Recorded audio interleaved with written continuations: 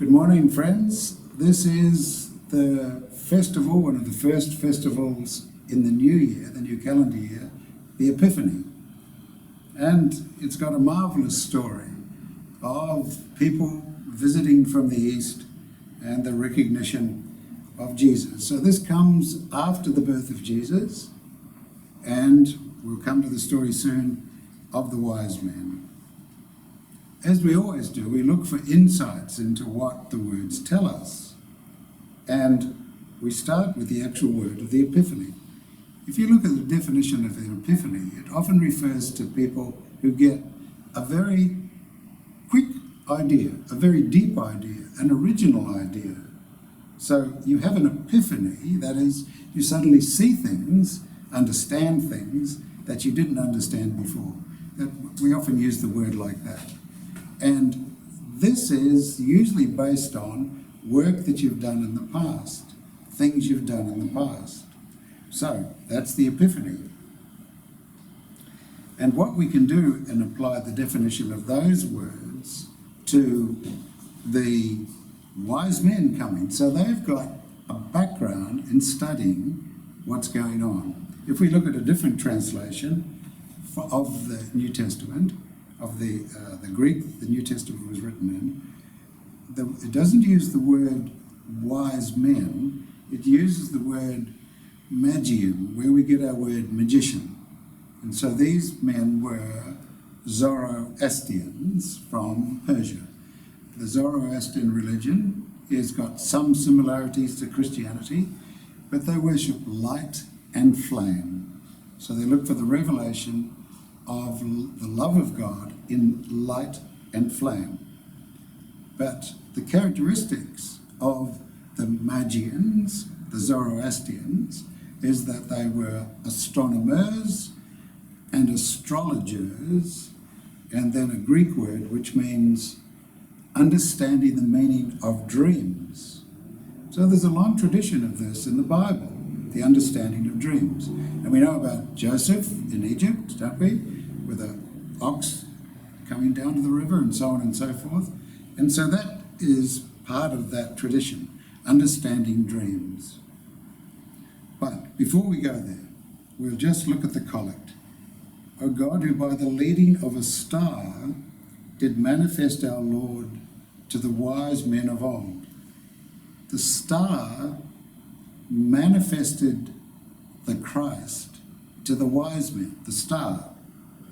So the people who are preparing in this way, astronomers and astrologers coming from whatever, Persia, just slightly north of Israel, they are preparing and looking for what's going on.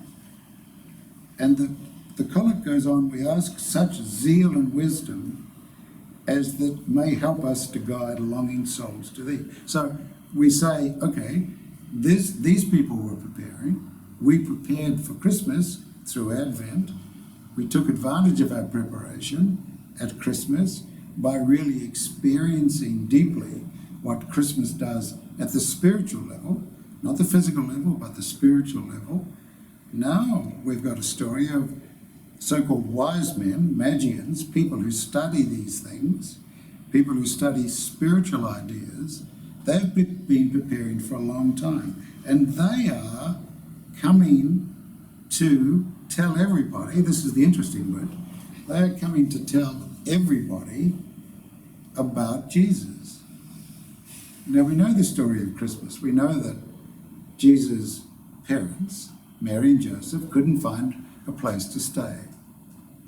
And Mary had the baby Jesus in a manger. We know this story. It's a lovely story. So she wasn't immediately surrounded by lots of really important people in her community. They didn't immediately turn up and say, that's wonderful, here's the Messiah. But who did turn up? These people turned up from Persia saying, this is a special person. This is the Christ. So it's an interesting start to the story of Jesus the Christ. The Magi, some people call it the Magians, all these people that are coming, the wise men. And then the epistle, which Russell read this morning, is from the book of Revelations. The book of Revelations is a lot of spiritual discussion and spiritual insights. You remember when we've talked about this in the past, when you're reading something in the Bible and it doesn't make sense, that is, it doesn't make sense to your senses, and your senses are just connected to what you can see and what you can hear, and that's all you believe. You don't believe anything else. If that's the way things are with you, you only believe what your senses tell you, then when you're reading something that doesn't make sense, you've got to immediately stop and say, this is a spiritual insight. And then you have to unravel it very slowly and carefully. And how do you do that? Well, you do that in your own time and in your own way. And sometimes it comes from dreams. And sometimes it comes from sitting quietly and being very, very still and listening to what's going on in your heart and your mind. It never comes when you're busy and fractious and dancing about and making a nuisance of yourself. So it's only when things are very quiet that these things come. So then the discussion in the epistle was the tabernacle of God is with men. So right on the first line, using that language, the tabernacle of God is with men, we can put that into a different phraseology. We can say, Christ is within us. That's the tabernacle of God. And he will dwell with them, and they shall be his people. The Christ will dwell with us, and we will be the followers of Christ. And so we are Christians. We are Christians. And that's the tabernacle of God residing within us. And so it's a beautiful image. And then there's a lot more language in there, which is very beautiful, talking about the union of parts of us, of the spiritual parts of us. So let's think about what the gospel says. Jesus was born in Bethlehem of Judea. This is a very insignificant place, a tiny, tiny place. It's like somewhere, so you might say, if you lived in a very small place north of Alice Springs and perhaps on a cattle station or something like that, and you were educated on the air using radio. That's like very small. And that was where the Messiah turned up. So we'd all have trouble sort of coming to terms with that, wouldn't we? But that's the equivalent of what's going on here. So then, who comes? These three kings from another country. And what do they bring? They bring the three spiritual symbols. Number one, they bring gold. Gold recognizes kings. That is the spiritual king. That's the first treasure the wise men bring. The second thing they bring is frankincense. And we've all had a little experience of that this morning, because frankincense is in incense. And frankincense is a spiritual purifier. So frankincense creates the right atmosphere around the king for his role to start of a spiritual nature. And then the last one is myrrh. And myrrh is used to cover bodies when they're dead, so that they're anointed with this special oil, and it preserves it. And the spiritual reference for myrrh is our lower selves, our smaller selves, our non-spiritual selves eventually have to come under the influence of the Christ within us. The Christ within us, represented by the gold, the spiritual atmosphere created by the frankincense, and the myrrh representing the death of all the lesser parts of us, all the parts that we have to work through and learn to bring under our control. Lots of parts of us are out of our control. As we get closer and closer to Christ, we then get more and more access to that strength and wisdom to bring those things under control. And then the conclusion of the story is that Herod is the bad guy in this story. He wanted to know what is going on. I'm the king, says Herod. I don't want another king turning up.